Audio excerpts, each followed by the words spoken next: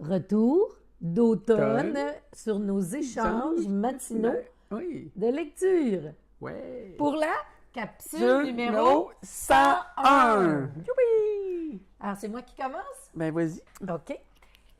J'ai un livre de quelqu'un qu'on connaît très bien qui vient de sortir un nouveau livre. C'est Isabelle Paquette. C'est Spark and Fly. Là, il est en anglais, mais la version française s'en vient sous peu. Alors, vous allez avoir une avant-première de qu'est-ce qu'il y a dans ce super livre. Alors, Isabelle Paquette est une ostéopathe et naturopathe. Et puis, ce qu'elle explique dans ce livre, c'est ces 5 piliers pour la santé. Alors, en introduction, elle nous indique que notre corps présente beaucoup de problèmes qui sont reliés souvent à la digestion. Puis, le fait qu'il soit relié à la digestion, ça implique la nutrition. Et elle va nous démontrer de toute façon que l'environnement est tellement toxique que l'alimentation, évidemment, c'est partie prenante de notre santé. Et qu'on est pris un peu dans une industrie médicale où être malade, c'est payant. Alors, suite à ça, elle va nous parler de ces 5 piliers qui sont les piliers de santé. Okay. Le corps, l'esprit, donc le cerveau, notre mental, tout ça, la société, l'environnement et les finances influencent notre santé.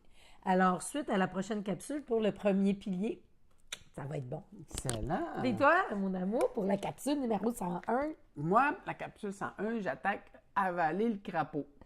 C'est délicieux comme petite lecture. 21 bons moyens d'arrêter de tout remettre au lendemain pour accomplir davantage en moins de temps. Et ce n'est pas un livre de gestion du temps. Il s'en défend très bien. Avaler le crapaud, c'est pas compliqué. C'est tellement dégueulasse avaler un crapaud. Imagine-toi l'image, là, que si tu commences avec ça en commençant ta journée, c'est fait. Fait que tu n'as plus besoin de le faire. Il faut le faire. C'est des tâches qu'on aime moins ou qu'on veut pas faire, qu'on procrastine, qu'on repousse tout le temps. C'est succulent comme petite lecture. Je suis au début, mais c'est un gars qui a commencé en voyageant beaucoup, qui est allé Brian Tracy, ouais, qui est allé peu à l'école parce qu'il a décroché.